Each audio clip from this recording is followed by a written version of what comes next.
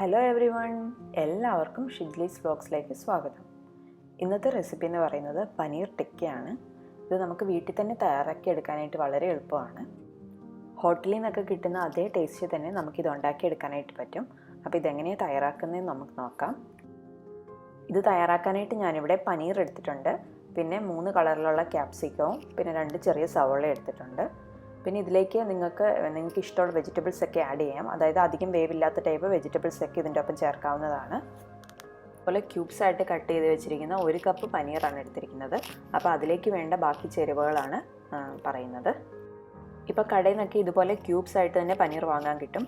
അതല്ല എന്നുണ്ടെങ്കിൽ വലുപ്പത്തിലൊഴിക്കുന്ന പനീറിനെ നമുക്ക് കട്ട് ചെയ്തിട്ട് ഒരു ക്യൂബായിട്ടുള്ള പരുവത്തിൽ കട്ട് ചെയ്തിട്ട് എടുക്കുക. അതുപോലെ തന്നെ സവോളയും ക്യാപ്സിക്കവും ക്യൂബ്സ് ആയിട്ട് തന്നെ കട്ട് ചെയ്തിട്ട് എടുക്കുക. മീഡിയം സൈസസ് ആയിട്ട് കട്ട് ചെയ്തിട്ട് അതിനെ അടർത്തി ചെറിയ ഇതളുകളായിട്ട് എടുത്തു വെക്കുക. സവാള 2-3 പീസസ് ആയിട്ട് മുറിച്ചെടുത്തിട്ട് ഇങ്ങനെ ചെറുതായിട്ടൊന്ന് അടർത്തി കൊടുത്തിട്ടുണ്ടെങ്കിൽ നമുക്കിങ്ങനെ ചെറിയ കഷ്ണങ്ങളായിട്ട് ഓരോ ഇതളും കിട്ടും.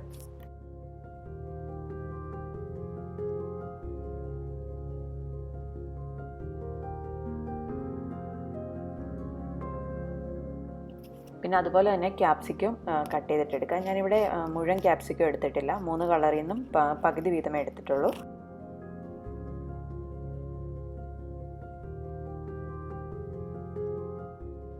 ഇതിലേക്ക് ചുവപ്പും മഞ്ഞയും കളറുള്ള ക്യാപ്സിക്കം ഒന്നും വേണം നിർബന്ധമൊന്നുമില്ല. നമുക്ക് കാണാനായിട്ടൊരു ഭംഗിക്ക് വേണ്ടിയിട്ടാണ് ആ കളറും കൂടെ എടുത്തിരിക്കുന്നത്.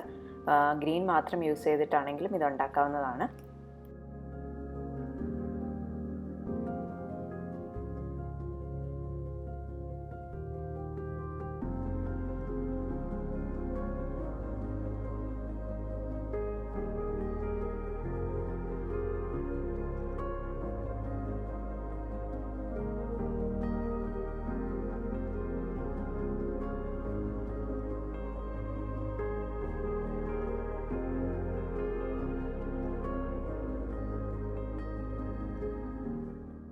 ഇനി ഒരു വലിയ ബൗൾ എടുക്കുക.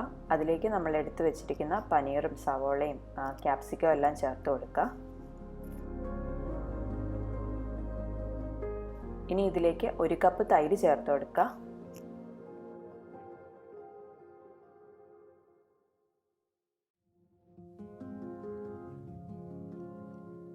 ഇത് ഇഞ്ചി വെളുത്തുള്ളി പേസ്റ്റാണ്. അതായത് ഒരു 5-6 വെളുത്തുള്ളിയും ഒരു ചെറിയ കഷ്ണം ഇഞ്ചിയും കൂടെ വെള്ളമൊന്നും ചേർക്കാതെ മിക്സിയുടെ ചെറിയ ജാറിൽ നന്നായിട്ട് അരച്ചെടുത്തിട്ട് എടുത്തിരിക്കുന്ന പേസ്റ്റാണ്. അത് 1 ടേബിൾ സ്പൂൺ ഇതിലേക്ക് ചേർത്ത് കൊടുക്കുക.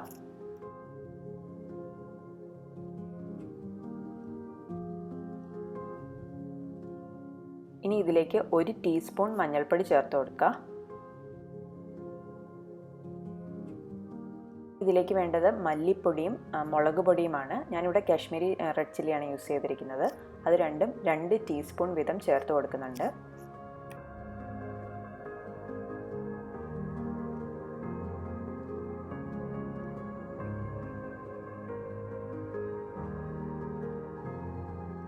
ഇനി ഇതിലേക്ക് 1 ടീസ്പൂൺ വീതം കുരുമുളക് പൊടിയും ഗരം മസാലയും ചേർത്ത് കൊടുക്കുക.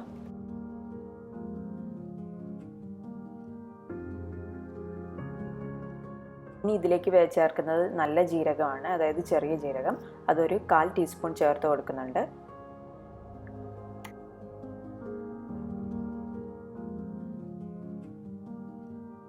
ഇതിലേക്ക് ആവശ്യത്തിനുള്ള ഉപ്പും ചേർക്കുക. ഇനി ഇതൊക്കെ ഒന്ന് ജസ്റ്റ് ഒന്ന് മിക്സ് ചെയ്തിട്ടെടുക്കുക, എല്ലാം ഒന്ന് യോജിക്കുന്ന രീതിയിൽ. അതിനുശേഷം ഒരുപാട് കൈകൊണ്ട് പൊടിച്ചെടുക്കാൻ പാടില്ല, കാരണം പനീർ പെട്ടെന്ന് പൊടിഞ്ഞു പോകുന്നതാണ്. അതുകൊണ്ട് ശ്രദ്ധിച്ച് ജസ്റ്റ് ഒന്ന് മിക്സ് ചെയ്യുക. ഇനി ഇതിലേക്ക് നമുക്ക് കടലമാവും കൂടെ ചേർക്കാനുണ്ട്.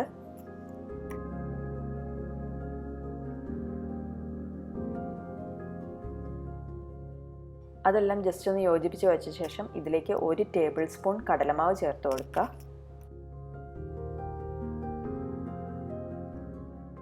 കടലമാവ് ചേർത്ത് കൊടുത്ത ശേഷം ഒന്നുകൂടെ ജസ്റ്റ് ഒന്ന് കൈകൊണ്ട് മിക്സ് ചെയ്ത് കൊടുക്കുക. ഒരുപാട് ഇട്ട് ഞെരടി പനീർ കഷ്ണങ്ങൾ പൊടിഞ്ഞു പോകാൻ പാടില്ല. ജസ്റ്റ് ഒന്ന് അതിലേക്ക് മിക്സ് ചെയ്ത് കൊടുത്താൽ മതി. ഇപ്പോൾ എല്ലാ ഭാഗത്തും മസാല പുരണ്ടിട്ടുണ്ട്. ഇനി നമുക്കിതൊന്ന് 1/4 മണിക്കൂറെങ്കിലും ഒന്ന് അടപ്പ് കൊണ്ടോ എന്തെങ്കിലും ക്ലീൻ ഫിലിം കൊണ്ടോ അടച്ച് വെക്കുക. അതിനുശേഷം നമുക്ക് ഇത് ഫ്രൈ ചെയ്തിട്ടെടുക്കാം. ഇപ്പോൾ മസാല പുരട്ടി വെച്ചിട്ട് അരമണിക്കൂർ കഴിഞ്ഞു. ഇനി നമുക്കിത് ഫ്രൈ ചെയ്തെടുക്കണം. അതിന് മുമ്പായിട്ട് ഇതുപോലെ ഒരു സ്ക്യൂവറിൽ ഓരോ കഷ്ണങ്ങളും കുത്തിയിട്ടാണ് ഫ്രൈ പാനിൽ വെച്ചിട്ട് ഫ്രൈ ചെയ്തെടുക്കുന്നത്. നിങ്ങളുടെ കയ്യിൽ ഇങ്ങനത്തെ സ്ക്യൂവർ ഇല്ലയെന്നുണ്ടെങ്കിൽ നിങ്ങൾക്ക് അതിന് പകരമായിട്ട് ഈർക്കിലി ഉപയോഗിക്കാം. നല്ല കട്ടിയുള്ള പച്ച ഈർക്കിലി എടുത്താൽ മതി. അതിലേക്ക് ഇത് കുത്തി ഇറക്കിയിട്ട് വെച്ച് കഷ്ണങ്ങൾ കുത്തി വെച്ചിട്ട് വേണം നമുക്ക് ഫ്രൈ ചെയ്തിട്ടെടുക്കാൻ.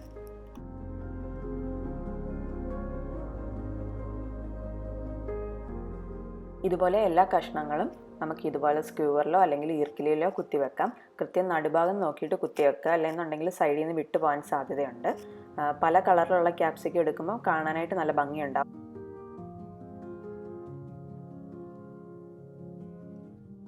ഇതിനിടയ്ക്ക് പനീർ വെച്ച് കൊടുക്കുക. പനീർ വെക്കുമ്പോൾ ശ്രദ്ധിക്കുക, പൊടിഞ്ഞു പോകാതിരിക്കാനായിട്ട് ശ്രദ്ധിക്കണം. പിന്നെ സവോളയും ക്യാപ്സിക്കവും ഒക്കെ വെച്ച് കൊടുക്കാം. ഞാൻ പറഞ്ഞല്ലോ, നിങ്ങൾക്ക് ഇഷ്ടമുള്ള വെജിറ്റബിൾസ് ഒക്കെ ഇതിലേക്ക് ചേർത്ത് കൊടുക്കാവുന്നതാണ്. പെട്ടെന്ന് വെന്ത് കിട്ടുന്നത്. പനീറും ക്യാപ്സിക്കവും സവോളയ്ക്കൊന്നും അധികം വേവില്ലാത്തതാണ്. ജസ്റ്റ് നമ്മൾ ഫ്രൈ ചെയ്തെടുക്കുമ്പോൾ തന്നെ പെട്ടെന്നായി കിട്ടും. പക്ഷേ ഒരുപാട് വേവുള്ള വെജിറ്റബിൾസ് ഇതിൻ്റെ ഒപ്പം വെച്ചിട്ടുണ്ടെങ്കിൽ അത് പച്ച ചവയ്ക്കും.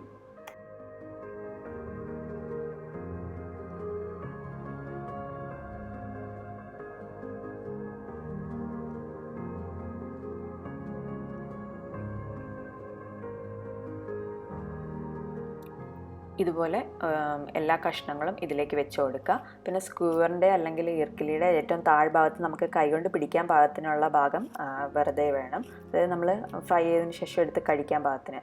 അതിൻ്റെ മോൾ ഭാഗത്തിൻ്റെ ഏറ്റവും അറ്റം വരെ നമുക്കിത് ഇങ്ങനെ ഫില്ല് ചെയ്ത് കൊടുക്കാം. അങ്ങനെ എല്ലാ സ്ക്യൂവറിലും ഇത് ഫില്ല് ചെയ്തെടുക്കാം.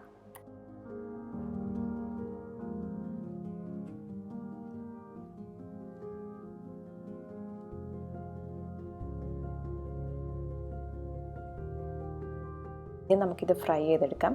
അതിനായിട്ടൊരു പാൻ വെച്ച് ചൂടാക്കിയ ശേഷം അതിലേക്ക് കുറച്ച് ബട്ടറോ അല്ലെങ്കിൽ ഓയിലോ ഒഴിച്ചു കൊടുക്കുക. നല്ല വലിപ്പമുള്ള പാനിലാണ് നമ്മളിത് ഫ്രൈ ചെയ്യാനായിട്ട് എടുക്കുന്നതെങ്കിൽ എല്ലാ സൈഡും ഒരുപോലെ തന്നെ നമുക്ക് ഫ്രൈ ആയിട്ട് കിട്ടും. ഒരു മിനിറ്റിൻ്റെ ഉള്ളിൽ തന്നെ ഓരോ സൈഡ് നന്നായിട്ട് വെന്ത് കിട്ടും. അപ്പോൾ പെട്ടെന്ന് ഇങ്ങനെ സൈഡ് ചരിച്ച് വെച്ച് കൊടുത്ത് എല്ലാ സൈഡും ഇതുപോലെ തന്നെ ഫ്രൈ ചെയ്തിട്ടെടുക്കുക.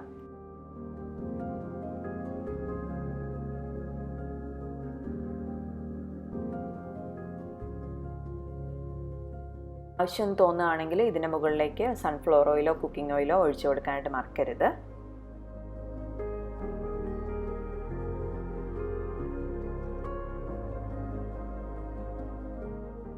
നമ്മളിവിടെ പനീറാണ് യൂസ് ചെയ്തിരിക്കുന്നത്. ഇതിന് പകരമായിട്ട് നിങ്ങൾക്ക് ചിക്കൻ ആണെങ്കിലും യൂസ് ചെയ്യാം. അപ്പോൾ ചിക്കൻ എന്ന് പറയുമ്പം എല്ലില്ലാത്ത കഷ്ണം നോക്കിയിട്ട് തീരെ തിന്നായിട്ട് മുറിച്ചെടുക്കുക. അതാകുമ്പോൾ പെട്ടെന്ന് വെന്ത് കിട്ടും. എന്നിട്ട് ഇതുപോലെ തന്നെ പനീറിന് പകരമായിട്ട് യൂസ് ചെയ്യാവുന്നതാണ്.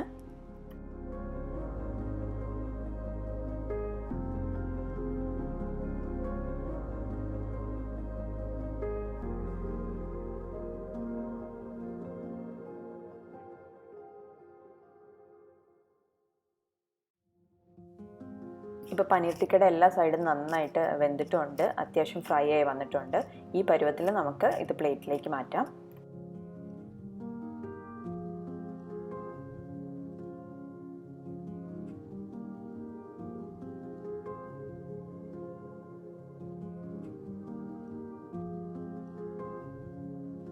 അപ്പോൾ വളരെ എളുപ്പത്തിൽ തയ്യാറാക്കാൻ പറ്റിയ പനീർ ടിക്ക ഇവിടെ റെഡി ആയിട്ടുണ്ട്. ഇത് എളുപ്പമാണ് ഉണ്ടാക്കാനായിട്ട്. നിങ്ങളെല്ലാവരും ഇത് ട്രൈ ചെയ്ത് നോക്കണം. എന്നിട്ട് നിങ്ങളുടെ അഭിപ്രായങ്ങൾ പറയാനായിട്ട് മറക്കരുത്. വേറൊരു വീഡിയോയുമായി നാളെ കാണാം. അതുവരേക്കും ബൈ ബൈ.